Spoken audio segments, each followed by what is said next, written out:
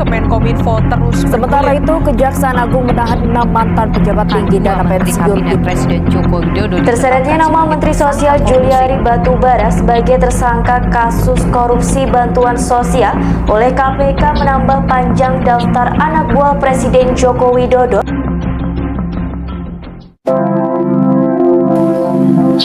Korupsi adalah penyakit yang merajalela di banyak negara di seluruh dunia dan telah menyebabkan kerugian besar bagi masyarakat dan perekonomian kita.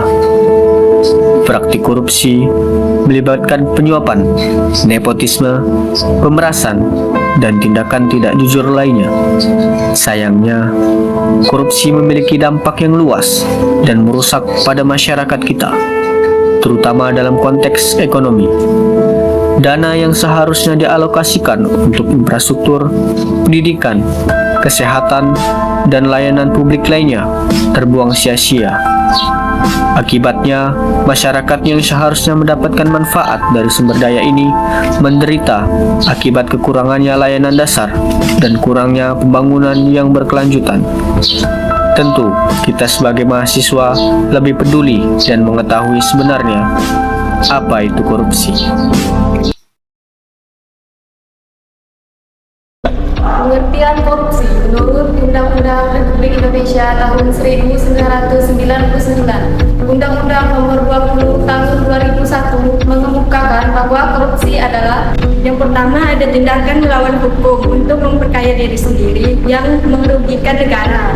Yang kedua ada menyalahgunakan kewenangan untuk memperkaya diri yang dapat merugikan keuangan negara. Yang ketiga ada perbuatan curang.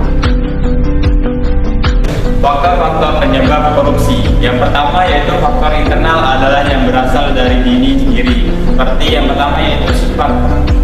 Yang pertama, yang kedua yaitu moral yang berkurang kuat. Yang ketiga yaitu gaya hidup yang konsumtif.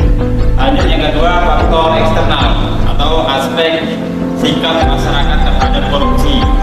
Seperti aspek ekonomi, aspek politis dan aspek organisasi. 5 cara untuk mencegah korupsi pada diri sendiri. Yang pertama, atur cash flow. Yang kedua, bayar utang dengan disiplin. Yang ketiga, bangun aset aktif. Yang keempat, fokus pada pekerjaan dan tanggung jawab. Yang kelima, miliki gaya hidup yang sesuai kemampuan.